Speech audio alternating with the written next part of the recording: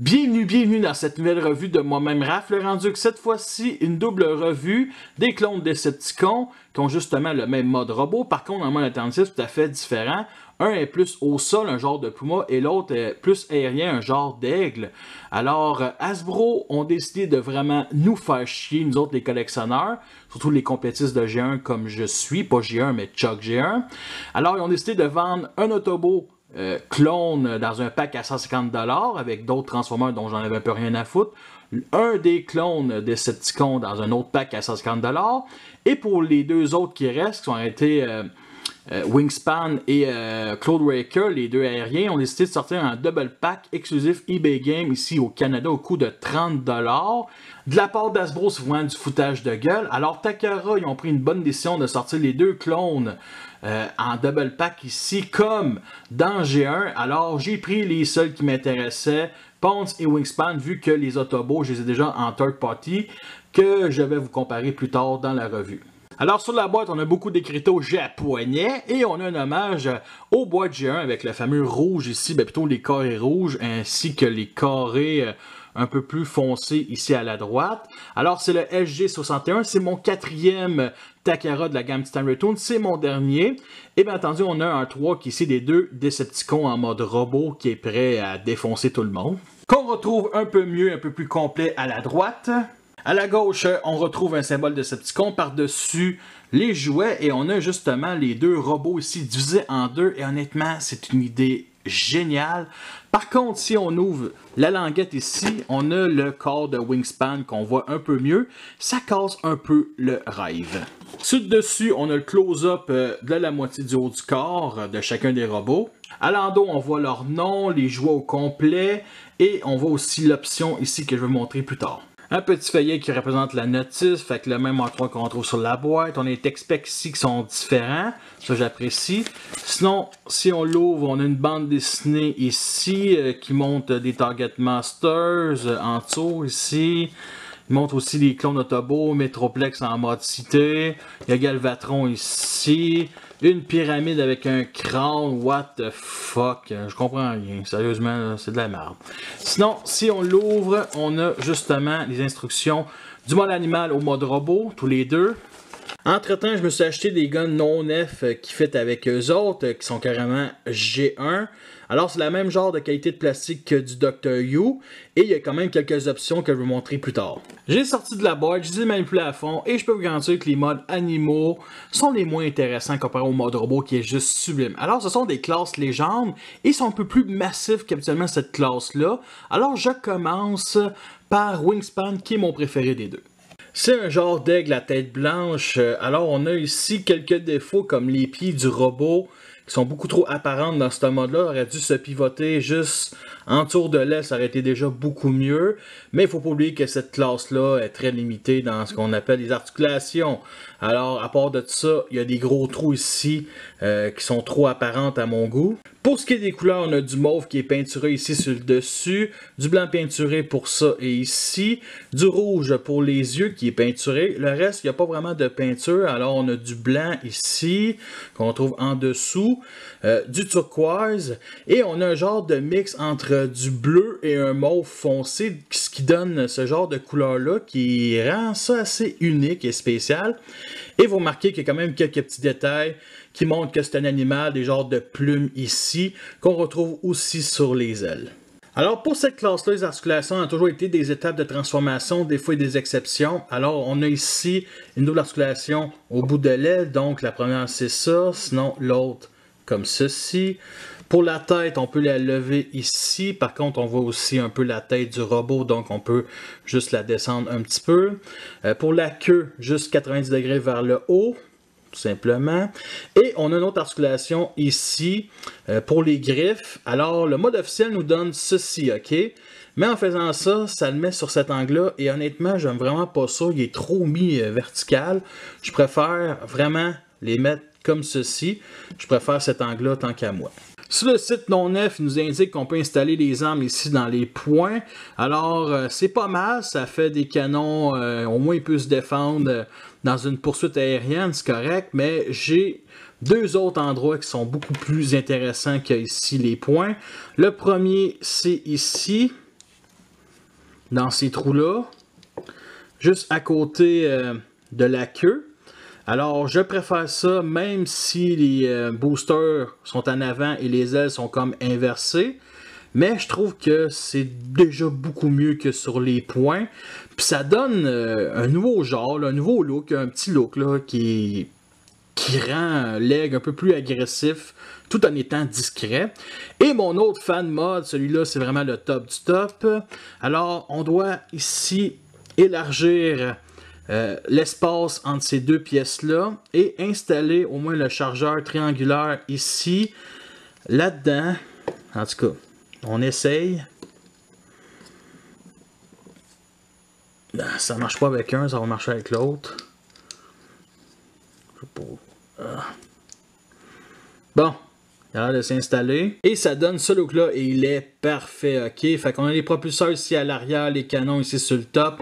Il peut venir bombarder des autobots. Sérieusement, vive mon fan mode. Une chose qui m'impressionne, c'est la longueur des ailes. Ça dépasse même un gros Deluxe Aka Prowl Universe. En comparaison avec deux autres de classe légende qui sont aussi des genres d'animaux volants, alors Lazarbeak à gauche et Bossa à la droite. Et avec son Nemesis, Claude Raker de la compagnie X2 Toy, qui est à peu près de classe de luxe. Maintenant, passons à Ponce qui se transforme en Puma. Il y a quand même quelques défauts, comme ici, on a encore les pieds qui sont apparents dans ce mode-là. C'est déjà moins pire que l'aigle, que ça c'était vraiment sur les ailes. Alors, il y a aussi un autre défaut. Justement, il fallait que j'en parle. Toutes les clones, comprenant aussi les Autobots, font toutes partie du même moule. Okay? C'est toutes des légers remodelages. Alors, justement, le torse est pareil. Ils ont toutes la même étape de transformation pour les bras. Fait qu'on fait juste les pivoter vers l'extérieur. C'est juste que pour les Autobots, les bras forment des genres de moteurs ou des réacteurs. Et c'est des véhicules cybertroniens, fait que ça passe super bien. Et pour Wingspan, je vous l'ai montré, ça forme des jambes pour le mode aigle. Mais lui, ça forme absolument rien, juste une grosse bédaine dans ce mode-là. Alors oui, c'est carrément un défaut. Puis en plus, il clipse nulle part ici en dessous, fait que non, sérieusement, j'aime vraiment pas ça. Pour les couleurs, on retrouve les mêmes que sur Wingspan, à part que le mauve n'est pas peinturé. Ici, c'est le moule qui est fait de cette couleur-là, qu'on retrouve aussi à l'arrière pour les pattes. À part de tout ça, on trouve les mêmes couleurs, donc du turquoise qu'on retrouve mieux en mode robot, le mélange entre le bleu foncé et le mauve foncé ici, du blanc peinturé pour cette pièce-là, qu'on retrouve aussi à l'arrière sur les parties qui vont former les jambes en mode robot. Justement, des petites taches ici, sur les genoux et sur les pieds qui sont peinturées. Et je peux vous garantir que la peinture, là, sérieusement, je fais attention à mes figurines, mais elle s'enlève tellement facilement, là, sérieusement, de la part de la Takara, là. C'est vraiment dommage. Puis, tu sais, je suis pas le gars qui fait plus attention à ses figurines, mais je fais quand même assez attention, quand même assez minutieux quand je les manipule. Mais ça, c'était juste du foutage de gueule, là. Sérieusement, ça s'est enlevé facilement comme... Voyons, sacrément, c'est impossible, là. Tu sais, des petits Japonais qui font ça. À moins que les Japonais font ça par les Chinois. Ah, les hosties de jaune, calice. C'était le propos raciste de la revue. On a aussi des yeux rouges peinturés pour la tête et on a quand même quelques petits détails qui sont assez bien. Malheureusement, ça manque de peinture tout simplement, un peu de gris foncé ou de noir, ça aurait été déjà beaucoup mieux. Et pour la tête, elle ressemble énormément à celle de Ravage Energon, parce que oui, il y a une couple d'années, ce que je faisais, c'est que je prenais des figurines d'actualité, un peu plus d'articulation, genre Armada, Energon, Cybertron, puis j'en mettais dans mes chugs, parce qu'à cette époque-là, les chugs n'étaient pas aussi répandus. Ils faisaient surtout les saisons 1, saison 2, en tout cas bref. Et j'avais utilisé mon Ravage et mon Dive Bomb Energon pour faire mon Ponce et Wingspan. Et il y a une couple d'années, j'ai décidé d'arrêter de faire ça, à part pour Hammerride Cybertron pour me faire un pipe dans mes chugs. Parce que c'est une excellente figurine, Hammerride Cybertron. Mais je trouve que sérieusement, là, beaucoup de ressemblances avec Ravage Energon. Selon la compagnie Non-F, on peut venir installer les armes ici. Par contre, il faut pivoter ici les bras 90 degrés vers l'extérieur pour que le trou soit à l'extérieur. Oui, c'est vraiment moche. Alors, on peut venir installer une épée ici, dans le point, pour que l'épée soit vraiment au centre du torse. Alors, même chose l'autre bord, comme ceci. Juste par-dessus, oui, c'est extrêmement moche. Mais bon, c'est cette compagnie-là qui nous donne cette option-là. Puis à part les trous à l'extérieur, je trouve que c'est quand même assez discret. Ouais, c'est pas si pire. Non, c'est laid, c'est laid. Pour les articulations, on peut monter la tête ici. On peut pivoter sur 60 degrés ici toute la patte à l'avant, même si c'est impossible, on peut ici pivoter ici. C'est dû à la transformation. À part de ça, les jambes à l'arrière, c'est sur bas joint, donc on peut le mettre comme ça, c'est impossible. On peut lever ici, donc il peut faire ses besoins. Ça vaut la peine de l'acheter pour juste cette pose-là. À part de ça, on a ici les pieds qu'on peut pivoter comme ça, mais c'est dû à la transformation. Sinon, la queue, on peut la rabaisser ici, c'est correct. Et on peut la monter comme ceci, on peut même la clipser, mais ça c'est dû à la transformation.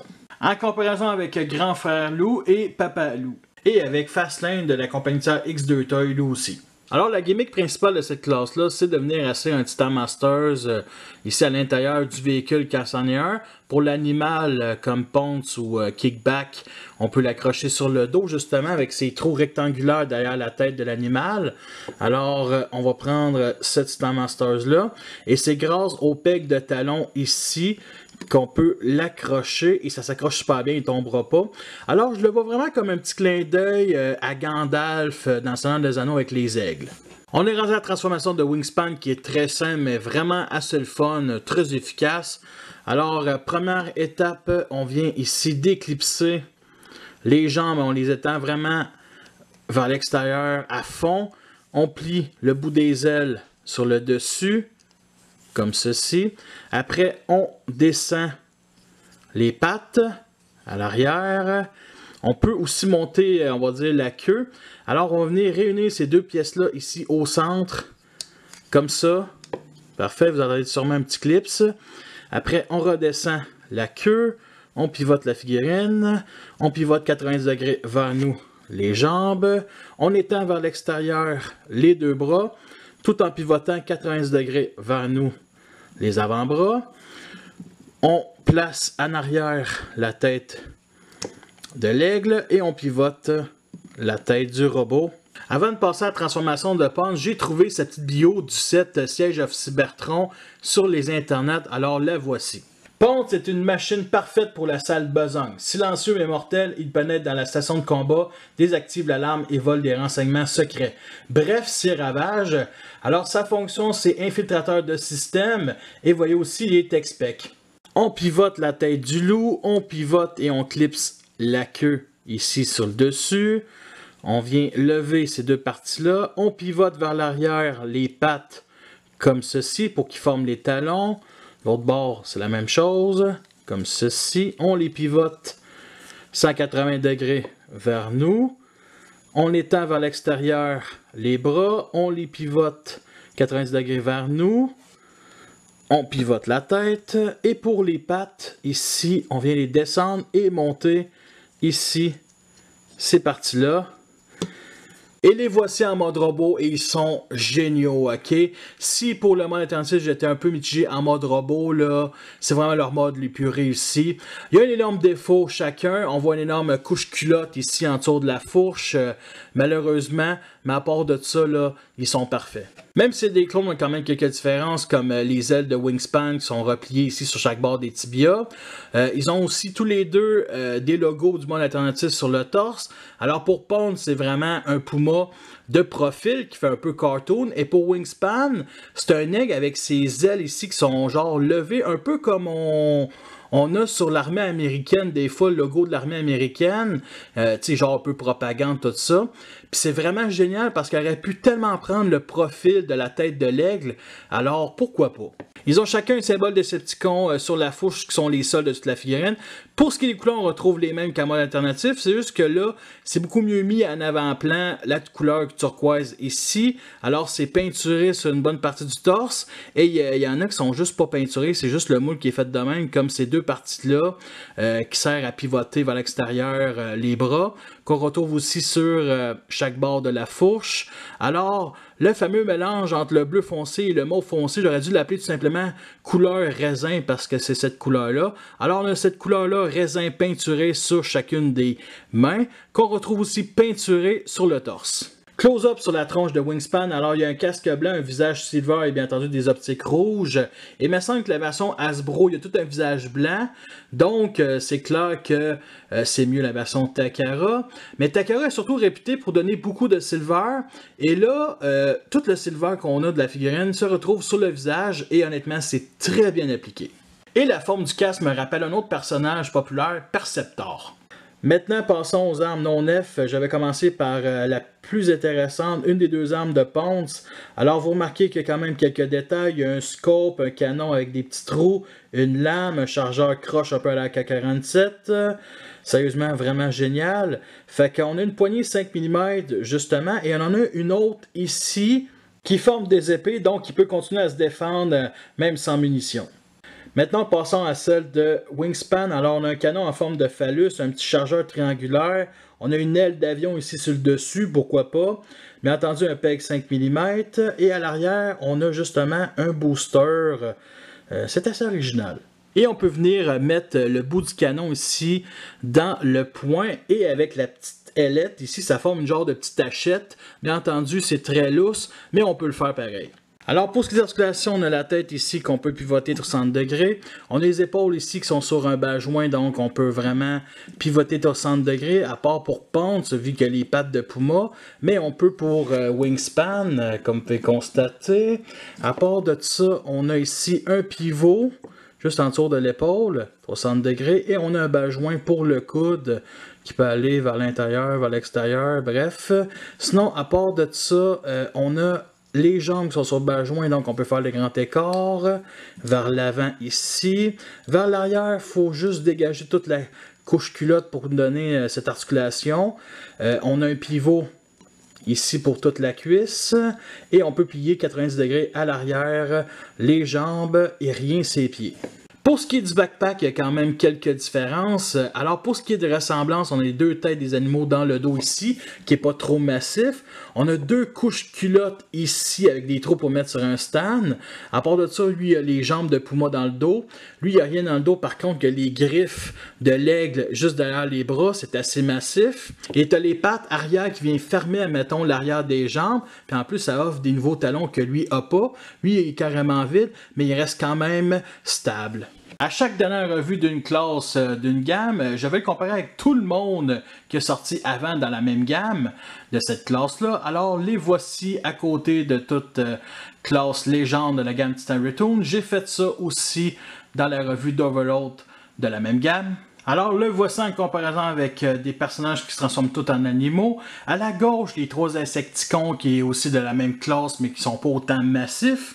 White Wolf 1 Deluxe et Six Shot 1 classe leader. Et avec Beachcomber Power of the Prime, et je le partage avec vous autres parce que je trouve ça assez spécial de voir cette classe légende-là avec des robots qui sont quand même assez massifs. C'est sûr que ça n'atteint pas un Deluxe, mais sérieusement, je n'haïs pas cet aspect-là des petits robots massifs qui est prêt à kicker des culs. Et avec leurs Nemesis qui sont beaucoup trop grands pour la grosseur des clones de Decepticons. Alors, je vais être honnête, est-ce que ça me dérange? Oui, un peu, mais ça vous quoi? J'en ai un peu rien à foutre, ok? Les Decepticons sont peut-être plus petits, moins puissants, mais ils peuvent être autant malins, beaucoup plus discrets. Bref, pour une fois que c'est le contraire, que les Autobots sont plus grands que les Decepticons, faut bien l'accepter. Puis c'est clair que ces deux-là, je les aurais pas. J'aurais pris les clones Autobots en Takara, eux autres aussi. Voici le genre de pause qu'on peut faire. Nous sommes rendus à la fin de cette revue. J'espère que vous l'avez apprécié. Vous avez les pour et les contre. C'est clair que je vous recommande ces deux-là. Ils sont vraiment chouettes. C'est pas mes préférés de la gamme. Seaspray est vraiment le meilleur tant qu'à moi. Mais ça reste des bonnes petites figurines qui sont quand même assez chères. Justement, je l'ai pogné sur eBay à 49 $. Alors, c'est quand même cher pour des classes légendes, mais c'est du Takara, alors pourquoi pas. Puis avec tout le niaisage qu'Hasbro fait, là, sérieusement, là, il en valait la peine. Alors, les guns non nef, je les ai payés 15$ US sur le site nonnef.com avec aussi les guns des autres clones Autobots que je vais faire une revue à part dans les prochains mois. Fait que vous pouvez toujours voir ma galerie photo sur Facebook, le lien va être en dessous dans la description. Fait que sur ça, je vous laisse et à la prochaine.